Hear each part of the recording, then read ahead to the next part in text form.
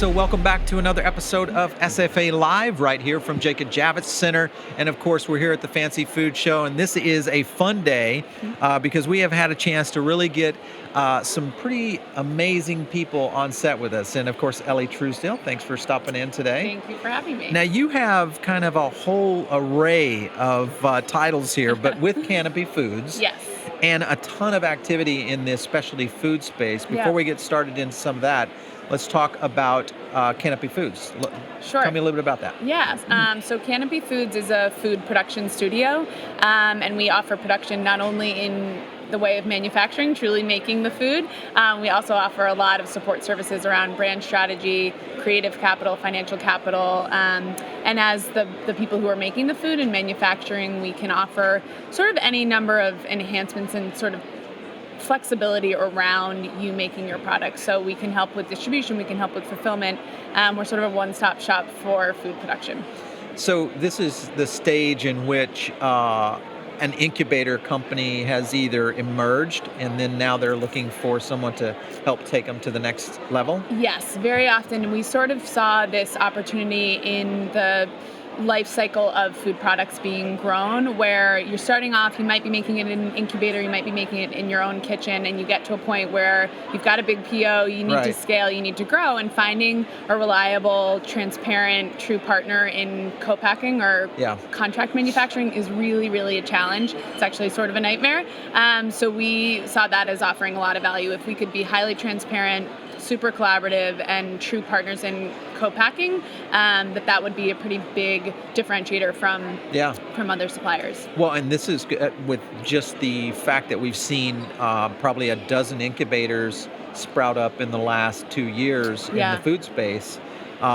The movement in this space for you guys must be amazing. Yeah, we have no shortage of deal flow. It's sort of amazing. There's a lot of demand because, traditionally manufacturers in food and beverage have sort of competed on volumes and scale and efficiencies, which leaves you often without a very high quality product, or you as entrepreneur who cares so much about your process and the integrity of the product is left with really few options that are attractive. So both because now there are all these incubators that need that next step.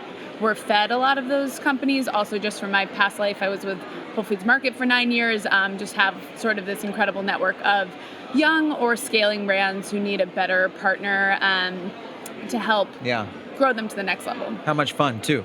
All right, so you sit on the board, of course, with Canopy Foods. You act as a mentor to FoodX and Chobani on their food incubator. Yeah. And then an advisor to a company that I had not heard about, and that's Agbotic. Tell me a little bit about them. Yeah, Agbotics is really interesting. They are soil-grown, certified organic greenhouses in upstate New York.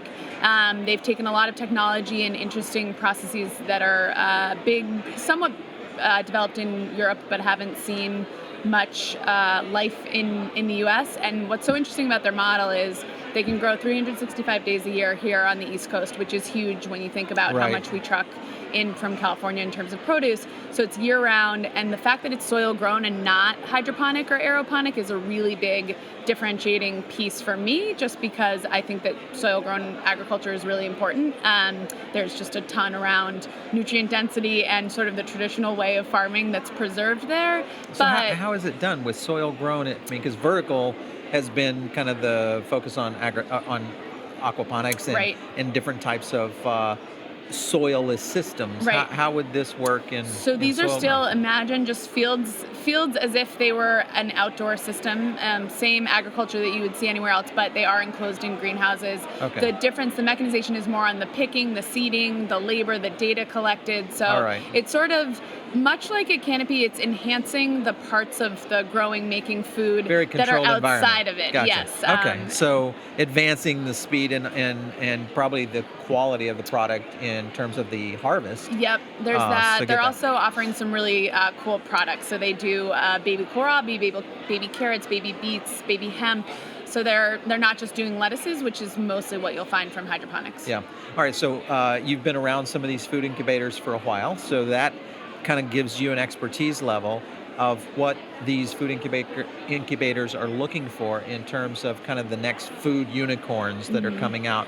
Tell me what you think is the trend going in that direction with food incubators. What are they looking for? Interesting. I think Incubators are at an interesting point, and this is, in my 10 years in the industry, there's been such a massive transition of sort of true mom and pop family run businesses, people who Right. had an apiary, they had honey and Right. wanted to bring it to market, or were making jams. Now there's so much capital pouring into food that you've seen a little bit of a transition where you still have some of those family run businesses and people who have a ton of experience and heart and passion in what they're doing, but you also have a lot of brands to begin with that are sort of seeing an opportunity and growing into them. So I think incubators now are finding they want to take advantage of hopefully that crossover. People who are really passionate, who have some level of authority or experience, but also have the legs to get to the next level, whether that's because they already have some capital or just because they see their ability as entrepreneurs to scale and grow. Right. And at least for us, we've been, researching this for many years. We have a show called Sustain that kind of focuses in on some of these types of emerging brands and emerging companies. Yeah. One thing we've noticed is the differentiation now that there are some large companies, Tyson Foods, obviously Chobani, which you're associated with, who have jumped into the incubator area, obviously looking for those next emerging brands. But now, potentially, you've got kind of the VC world, because tech is kind of consumed up a certain amount of brain power. The restaurant groups for private equity have exploded, looking for those emerging brands in the restaurant space. VC money now looking for emerging brands in the food service space. What in terms of specialty food, what do you think the future of that is? I think the thing that I love to think about in terms of specialty food is that so many of the suppliers who are here today and producers at the specialty food shows have been here for 30, 40 years. They've been doing it forever. It's traditional, old way of making product. Right. And luckily people are sort of coming around to the fact that that's still the best way to make food. And so there was that moment of a lot of tech inserting itself into food. And I think after a few years of that, people have started to realize that you don't want to put the tech in food. You want to put tech in all of the sort of areas around it, the infrastructure, the support system. But specialty food should be maintained as it is, traditionally, few ingredients made with integrity, with care, all of those things. So I think the future, to me, and how I see it, and actually how we're looking at our business at Canopy, how I look at Agbotic, is keep the hands, keep the love, keep like the great ingredients and culinary talent where it needs to be, which is in the food, and then enhance, put capital, digitize, and make more efficient all the rest of it. Yeah, I think you hit on the point, and that is that with the explosion of specialty foods as a whole, and especially now where consumers, maybe 5 years ago and especially 10 years ago, emerging brands dropping into a major retailer like a Whole Foods probably was pretty tough. So now the direct-to-consumer space, which has exploded obviously because of the internet, social media, and all those kinds of things, is really taking the next level up. I know that when we've walked the show aisles here this week, that's what we've found. A lot of people that are going direct to consumer. Do you see that as a future of kind of getting your legs under you for market research and feedback? I do. I think that's the great benefit to it. I don't think it's the only thing. There was a time where you just launched in brick and mortar retail and you grew regionally, nationally. Right. There was such a sort of formula there. And then you have the direct to consumer brands that have come along and they've exclusively sold directly to customers. And for so many reasons, that gives you a lot of engagement and ability to trial. But I think, and where we feel like we're positioned at Canopy is to service all channels, and you sort of have to. You can't, you might start with direct to consumer, but you'll come back to retail. You might start in retail, but you're probably going to start selling your products directly. All right. So Elly Truesdell, thank you so much for stopping in today. Thank you. Canopy Foods, if somebody does want to, if they're an aspiring specialty food maker out there in their garage or their kitchen right now, sweating it out, and they're thinking, I need some help, how do they get a hold of you? You can contact me at Elly at canopyfoods.com, which is ELLY at canopyfoods.com. Great. Our website's under construction, but soon will be online. Soon to be live. All right. All right, so thanks again for stopping in on another live episode here from the Fancy Food Show at Jacob Javits at the Specialty Food Association's Extravaganza right here in New York. We'll catch you on the next episode.